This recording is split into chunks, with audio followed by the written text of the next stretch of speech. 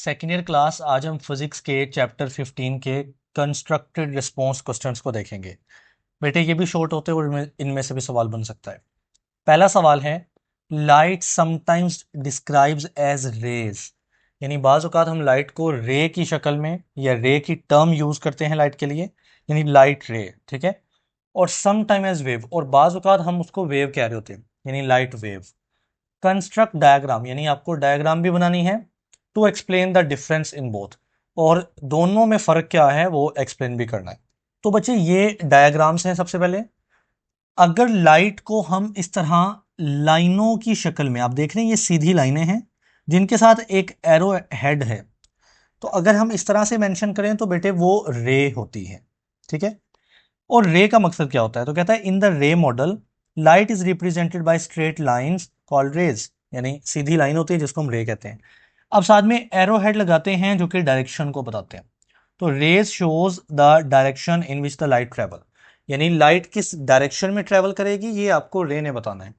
लेकिन अगर यहां से इस पॉइंट सोर्स से लाइट निकल रही है तो आप उसको इस तरह वेव फ्रंट, याद है लेक्चर नंबर 1 हमने वेव फ्रंट की मदद से इनको रिप्रेजेंट किया था, तो लाइट वेव मानी जाएगी।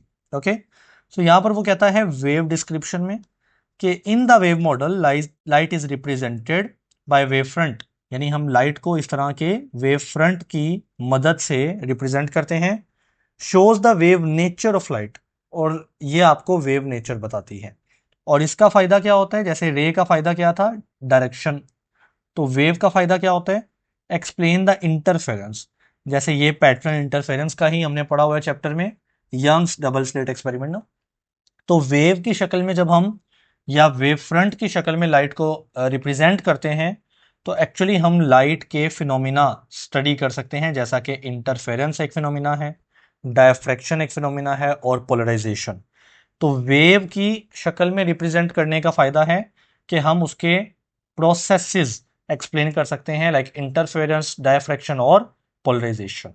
जी तो बच्चे दूसरा सवाल देखें। कहता है suppose white light is falling on double slit arrangement. हमने डबल स्लिट एक्सपेरिमेंट या अरेंजमेंट बनाया था ना, जिसमें आपके पास एक बैरियर था, फिर एक बैरियर था, दरमियान में एक स्लिट थी, फिर एक बैरियर था तो दरमियान में दूसरी स्लिट आ गई, यानी एक स्लिट और दूसरी स्लिट।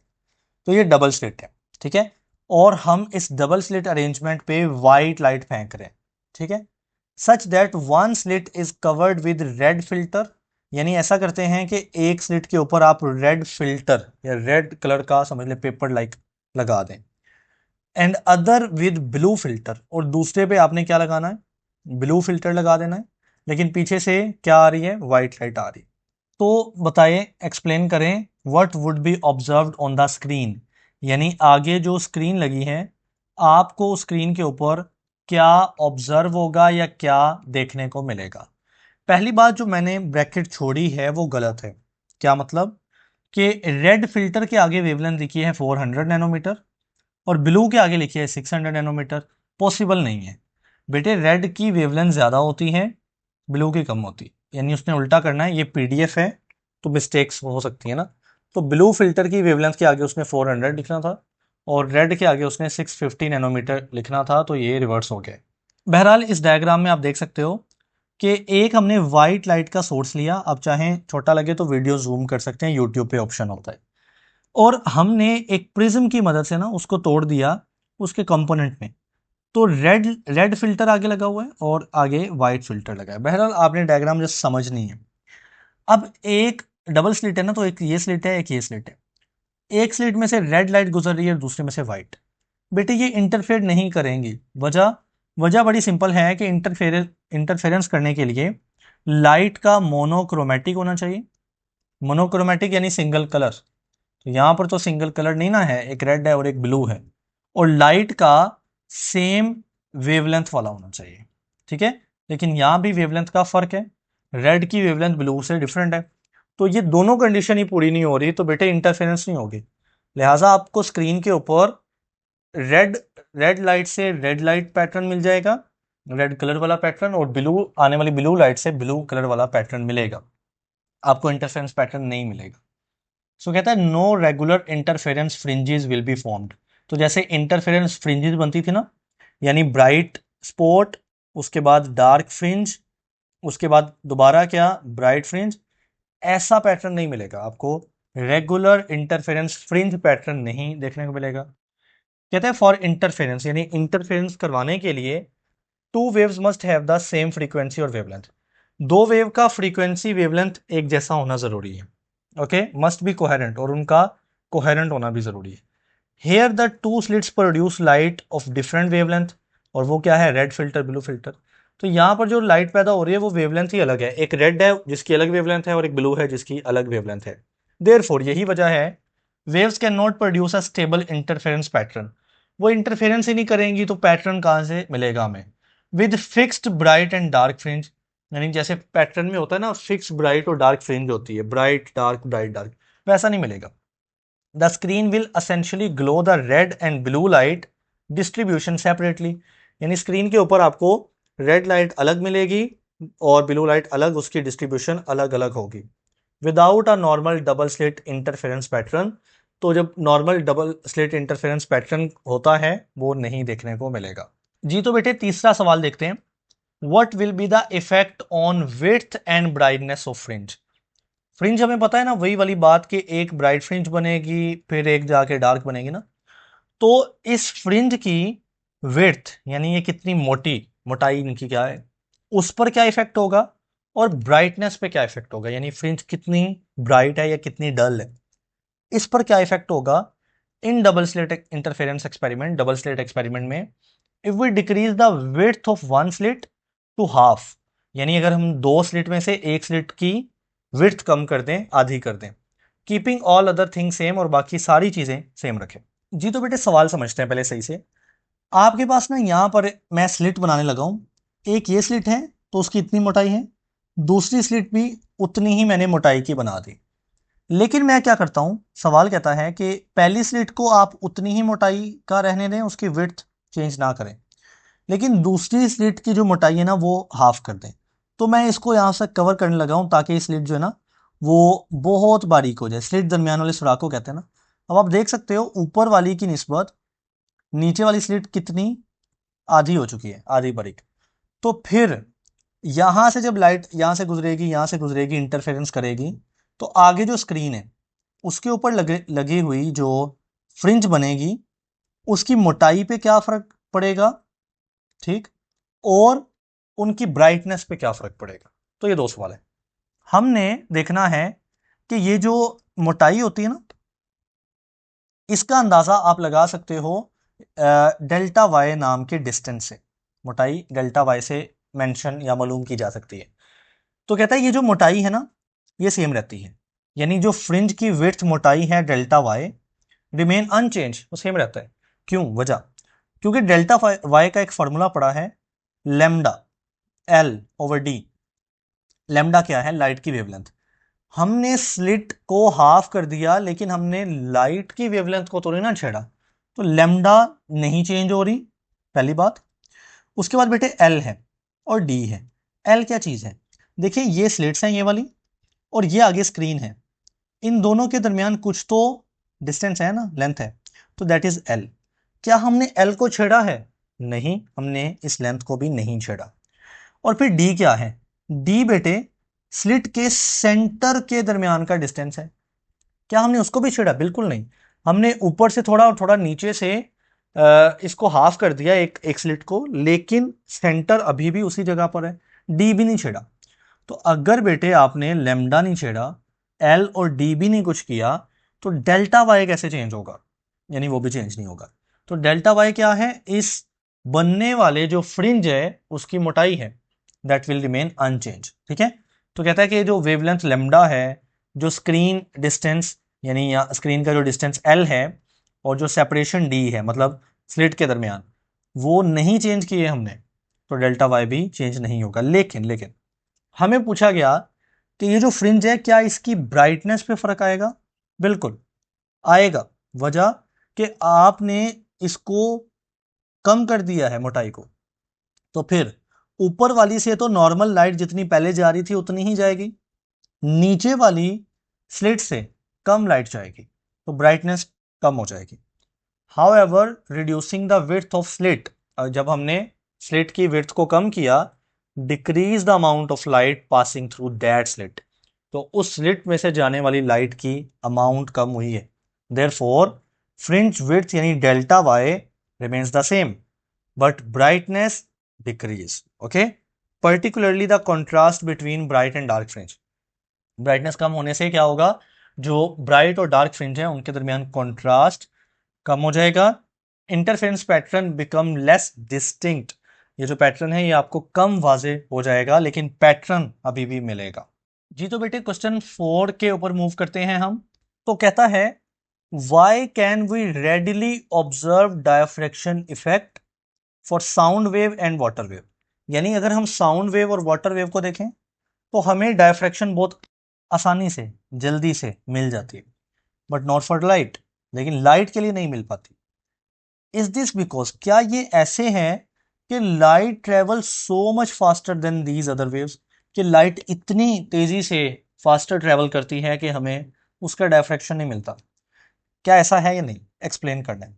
तो आंसर इज ऐसा नहीं है। फिर कैसा है सुने, अगर हम लाइट सॉरी पहले हम साउंड और वाटर को देखें। अगर हम साउंड या वाटर वेव को देखें तो बेटे इनकी वेवलेंथ यानी लैम्डा ज्यादा होती, वेवलेंथ क्या होती है, बड़ी होती। इस वजह से जो जब ये इस तरह से दरमियान में इनके रास्ते में ऑब्स्टेकल रुकावट आती हैं और दो ऑब्स्टेकल के दरमियान जो खाली जगह होती है ना, उनका डिस्टेंस या उनका जो साइज होता है, स्लिट का साइज, वो इनकी वेवलेंथ चूंकि बड़ी होती है तो स्लिट के साइज के ऑलमोस्ट इक्वल होके ये जाती जाती सीधी वेव्स ऐसे बेंड कर जाती। यानी इस केस में आपको साउंड और वाटर के केस में आपको डायफ्रैक्शन मिल जाती है due to large wavelength not the speed. लेकिन अगर हम बात करें लाइट वेव की, तो लाइट वेव की वेवलेंथ बहुत छोटी होती है और रास्ते में आने वाली जो स्लिट है उसके मुकाबले में वो वेवलेंथ बहुत बारीक होती है, छोटी होती है, इसलिए हमें वहां पे डायफ्रैक्शन देखने को नहीं मिलती। ठीक है, ये बहुत कम मिलती। कहता है no, it is not because the light travel faster, ऐसा नहीं है कि लाइट तेज मूव करती है और इस वजह से आपको डायफ्रैक्शन देखने को नहीं मिलती। डायफ्रैक्शन बिकम्स एप्रिशिएबल, डायफ्रैक्शन तब सही नोटिस हो पाती है when the size of the opening और ऑब्स्टेकल, जब ये जो ओपनिंग का साइज है ये कंपेरेबल टू द वेवलेंथ हो। जैसा कि साउंड और वाटर के केस में जितनी तकरीबन वेवलेंथ होती है उतना ही क्या होता है, साइज होता है। Sound has the wavelength of the order of meter and water waves also have relatively large wavelength, यानी सिंपल सी बात कि sound wave and water wave दोनों की वेवलेंथ बड़ी होती हैं। Their wavelength can therefore be comparable to ordinary opening, तो आम जो सुराख होते हैं, ओपनिंग्स होते हैं, उनके कंपेरेबल होती है साउंड और वाटर की वेवलेंथ, प्रोड्यूसिंग नोटिसेबल डायफ्रैक्शन। लिहाजा यहां से जो डायफ्रैक्शन होगी वो नोटिस की जा सकती है, नोटिसेबल होगी। लेकिन light very small wavelength, light की वेवलेंथ बहुत छोटी है, approximately which is much smaller than the ordinary opening, यानी ऑर्डिनरी ओपनिंग से बहुत छोटी होती है। ठीक है, and obstacle, therefore diffraction of light is usually difficult to observe in everyday situation, thus important factor is wavelength not the wave speed, speed का ताल्लुक नहीं है। तो सिंपल हम लोग क्या समझें कि साउंड और वाटर इसलिए डायफ्रैक्शन कर जाते हैं कि उनकी जो वेवलेंथ है ना लैम्डा, वो बेसिकली इस ओपनिंग, नॉर्मल जो ओपनिंग है ना उसके साइज के कंपेरेबल होती है, तो diffraction becomes observable. But in the case of light wavelength is very small और शॉर्ट, इस वजह से नॉर्मल ओपनिंग से डायफ्रैक्शन नोटिस नहीं हो पाती।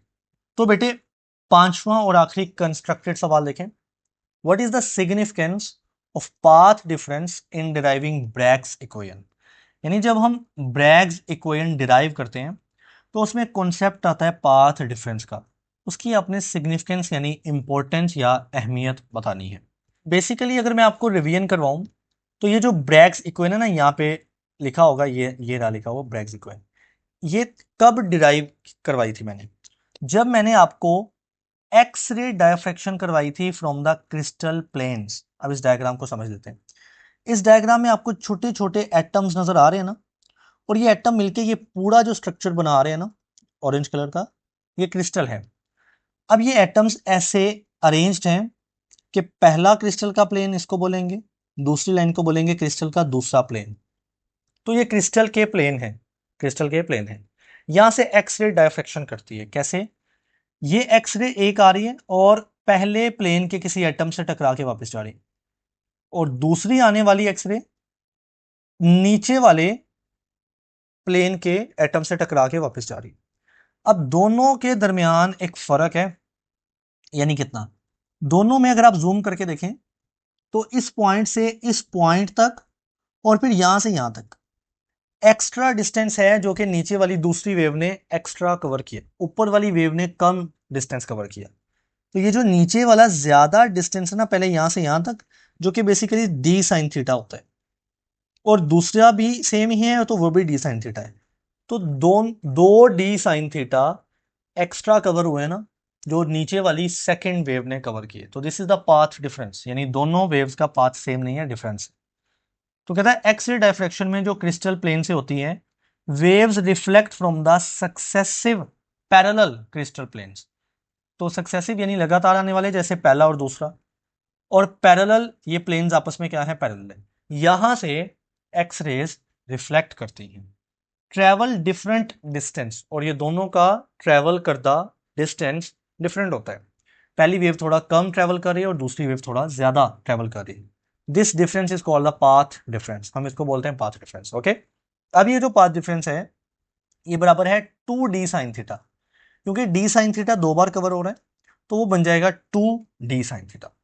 d क्या है? सेपरेशन बिटवीन क्रिस्टल प्लेन, यहां पर आपको d मिल जाएगा, ये रहा पहला प्लेन और दूसरा प्लेन, उसके दरमियान सेपरेशन या फासला जो है वो d है। और थीटा क्या है? ग्लेंसिंग एंगल, यहां पर आपको थीटा नजर आ रहा है, यानी जिस पर आके टकराव होता है जिस एंगल पे, वो ग्लेंसिंग एंगल या थीटा होता है। इस फार्मूले में डी और थीटा कवर हो गया।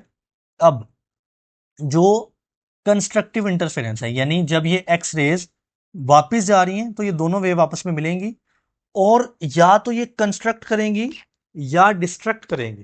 कंस्ट्रक्टिव मतलब ये मिलके मैक्सिमा बड़ा एम्पलीट्यूड बनाएंगी, और डिस्ट्रक्टिव यानी ये दूसरे को कैंसिल करेंगी। तो कहता है कंस्ट्रक्टिव इंटरफेरेंस के लिए ये जो पाथ डिफरेंस है ना, 2d साइन थीटा, ये बराबर होना चाहिए n लेमडा के। लेमडा उसी एक्स रे की वेवलेंथ है लेमडा, और n जो है वो एक इंटीजर है जिसकी वैल्यू 0 +-1 +-2 एंड सो ऑन हो सकती है। ओके, तो कंस्ट्रक्टिव इंटरफेरेंस करने के लिए, यानी दोनों वेव के मिलने पर बड़ा इफेक्ट होना, path difference must be an integral multiple of wavelength. Integral मतलब इंटीजर से निकला है, मल्टीपल यानी मल्टीप्लाई करवाए उस इंटीजर को वेवलेंथ के साथ। ठीक है, this is the Bragg's equation. बेटे ये ब्रैग इक्वेशन है, यानी 2d sine theta equal to n lambda, this one same. अब हमसे पूछा गया कि यहां पर सिग्निफिकेंस क्या है इस पाथ डिफरेंस की, तो यही चीज कि आपको कंस्ट्रक्टिव का बताती है।